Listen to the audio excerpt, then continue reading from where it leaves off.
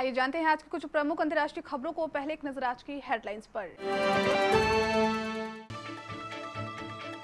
देश के 7 राज्यों में फैला बर्ड फ्लू, अंडे चिकन को लेकर बढ़ती ये सावधानी।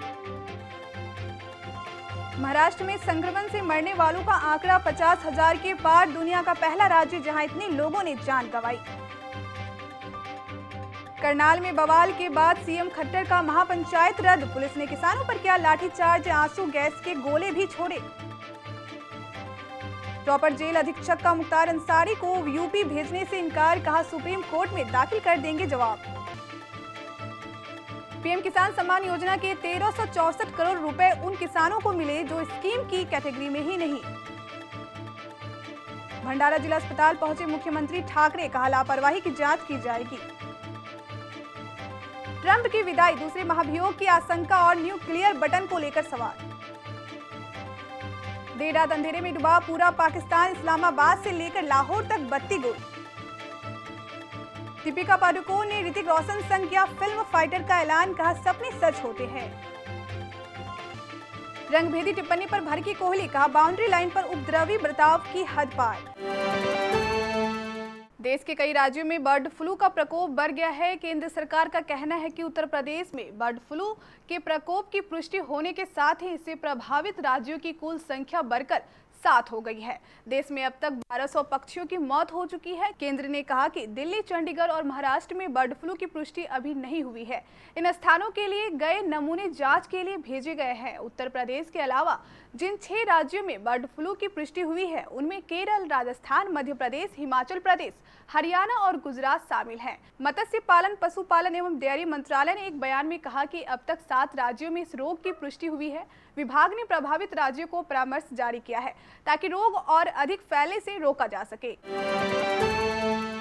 देश में कोरोना के खिलाफ वैक्सीनेशन 16 जनवरी से शुरू हो जाएगा। इस बीच एक बुरी खबर है, महाराष्ट्र में संक्रमण से जान गंवाने वालों की संख्या 50,000 से पार हो गई है।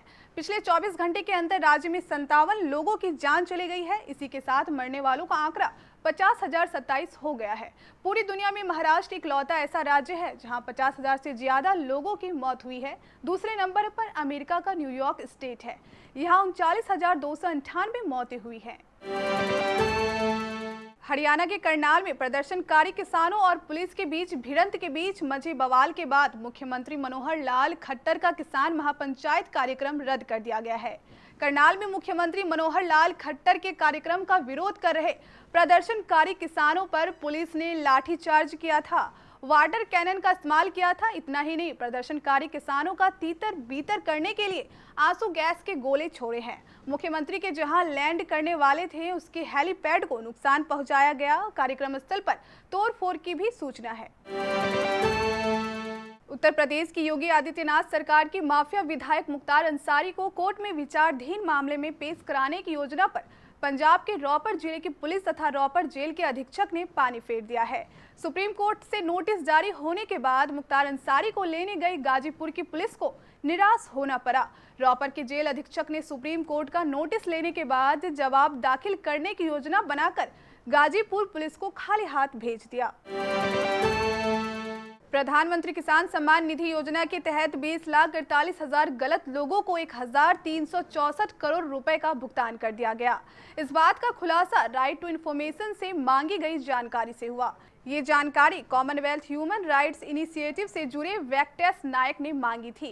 केंद्रीय कृषि मंत्रालय की ओर से दी गई जानकारी के मुताबिक जिन गलत लोगों के पास मदद का पैसा पहुंचा है उनमें 2 कैटेगरी की पहचान की गई है। पहली में वे किसान हैं जो इसके लिए जरूरी योग्यता नहीं रखते हैं। दूसरी कैटेगरी में वे किसान हैं जो इनकम टैक्स भरते हैं। महाराष्ट्र के मुख्यमंत्री उद्धव ठाकरे भंडारा जिला अस्पताल पहुंच गए हैं। बता दें कि शुक्रवार रात को यहां नवजात बच्चों के एक वार्ड में आग लगने से 10 नवजात बच्चों की मौत हो गई थी। इस घटना के बाद अस्पताल प्रशासन पर कई सवाल किए गए थे और राज्य के स्वास्थ्य मंत्री ने मृतक के परिवार को 5 लाख रुपए का मुआवजा देने का ऐलान किया था। भंडारा अस्पताल का दौरा करने के बाद महाराष्ट्र के मुख्यमंत्री उद्धव ठाकरे ने कहा कि पिछले साल कोविड-19 की वजह से हमारा स्वास्थ्य इंफ्रास्ट्रक्चर दबाव में था। उन्होंने आगे कहा कि अगर कुछ लापरवाही हुई तो इसके लिए जांच निर्धारित की जाएगी। मुख्यमंत्री ने आगे बताया कि संभागीय कमिश्नर के नेतृत्व में जांच की जाएगी।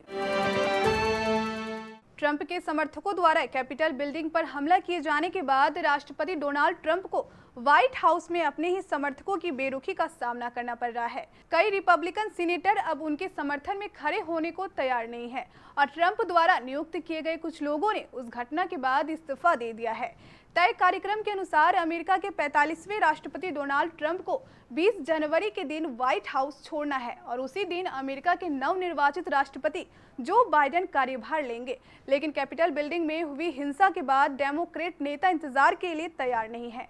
वे चाहते हैं कि राष्ट्रपति ट्रंप जल्द से जल्द ऑफिस खाली करे, साथ ही उन पर दोबारा राष्ट्रपति पद का चुनाव लड़ने से रोक लगाई जाए। आर्थिक तंगी से जूझ रहा पाकिस्तान अपने देशवासियों को बिजली देने में भी नाकाम साबित हो रहा है। तकनीकी खामी के चलते शनिवार देर रात पूरे पाकिस्तान में बिजली गुल हो गई। राष्ट्रीय राजधानी इस्लामाबाद, लाहौर, कराची, रावलपिंडी और मुल्तान समेत अहम शहर पूरी तरह अंधेरे में डूब गए। काफी जद्दोजहद के बाद रविवार सुबह कुछ प्रमुख शहरों की बिजली आपूर्ति आंशिक रूप से बहाल हो सकी। ऊर्जा मंत्री उमर अयूब खान ने कहा कि तकनीकी टीम बिजली आपूर्ति को पूरी तरह से बहाल करने की कोशिशों में लगी है।